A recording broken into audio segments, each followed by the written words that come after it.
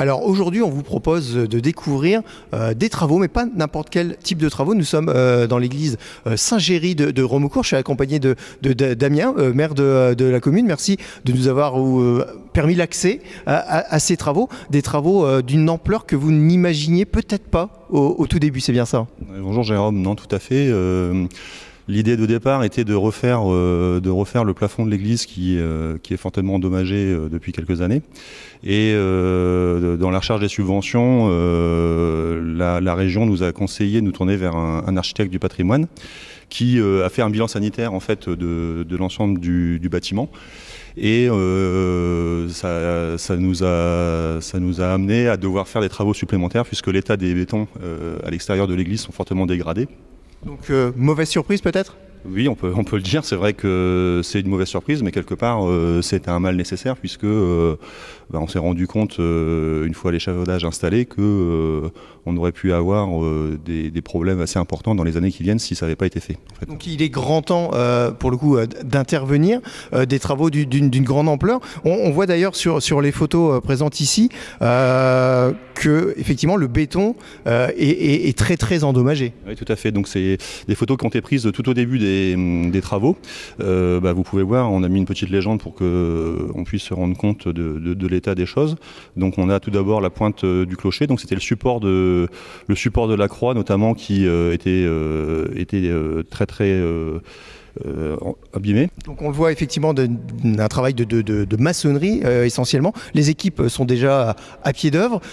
Comment une commune comme Romeaucourt de 300 habitants finance de tels travaux? Vous avez parlé de subventions tout à l'heure, mais je pense qu'il faut aller frapper à de nombreuses portes. Oui, tout à fait. Bon, je ne vous cache pas que c'est assez compliqué.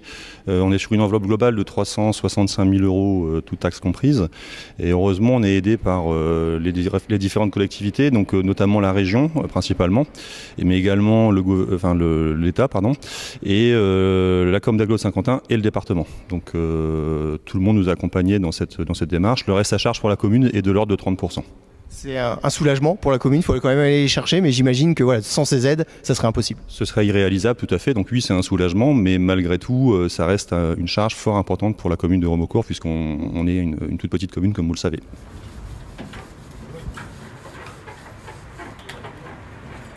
Alors nous sommes maintenant à une vingtaine de mètres de hauteur à la base de la pointe du clocher et pour parler des travaux, donc je suis accompagné de Christophe et Louise, respectivement conducteurs de travaux et architectes.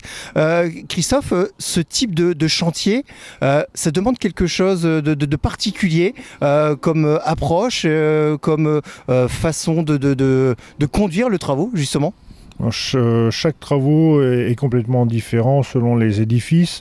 Après, on s'adapte en fonction du support que l'on trouve et on s'adapte et on s'améliore de plus en plus en fonction de ce que l'on peut trouver au niveau des techniques, que ce soit béton, briques ou autre. Donc là, on est sur une église typique de notre région, la brique avec les joints. On retrouve les mêmes techniques, on réutilise les mêmes techniques, les mêmes matériaux que lors de la construction, où on passe sur des choses peut-être plus récentes. Alors on s'adapte, comme je disais, en fonction du matériau que l'on trouve et on essaie de retrouver les techniques qui ont été utilisées, ainsi que les matériaux et ainsi que les couleurs.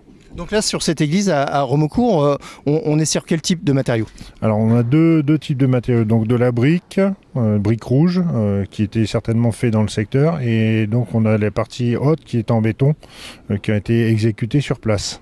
Et donc là, actuellement, les travaux avancent bien, pas de mauvaise surprise, tout se passe bien, le diagnostic a été fait et maintenant on avance sereinement?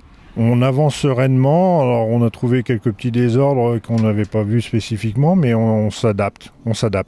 Et en fonction aussi des conditions météo, aujourd'hui ça souffle un peu, coûte que coûte, on y va, ou il y a des moments quand même en échafaudage comme ça où on se dit bon là on peut plus là.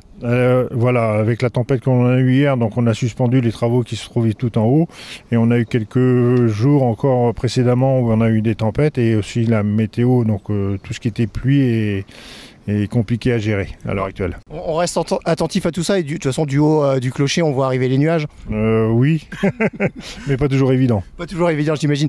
Louise, en tant qu'architecte, comment on conseille justement le maire d'une commune comme Damien, comment on conseille les entreprises qui viennent pour que ces travaux se menent à bien et en respectant l'édifice?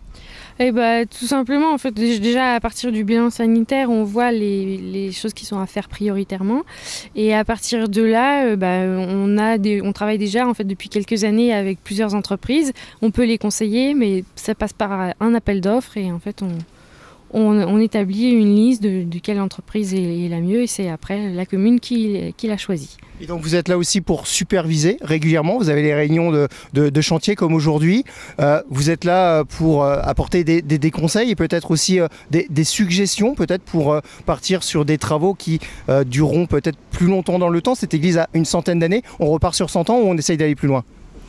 On va déjà essayer de repartir sur 100 ans et puis après on verra. Mais oui, on conseille. Après, les entreprises en soi ont aussi déjà beaucoup d'expérience. Donc c'est un dialogue entre nous et elles, quoi. Il n'y a pas que l'architecte qui sait. Souvent, c'est les entreprises nous conseillent et après on décide avec la mairie ce qui est le mieux déjà par rapport aux finances et par rapport à ce qui peut tenir dans le temps. Donc c'est un réel échange, un réel travail d'équipe. Damien, on se sent rassuré quand on a une équipe comme ça pour mener de tels travaux dans sa commune? Oui, on peut le dire parce que on a pu se rendre compte que c'était des bons professionnels et rendez-vous à la fin du mois de mai pour la fin des travaux en principe. Bon bah si tout se passe bien, rendez-vous au mois de mai ici, sous un beau soleil avec le coq qui aura retrouvé sa place. Ben oui, on l'espère et il nous reste la bénédiction à faire par le prêtre et on pourra le remettre en place assez rapidement. Voilà, donc une belle église ici à Remocourt d'ici quelques mois.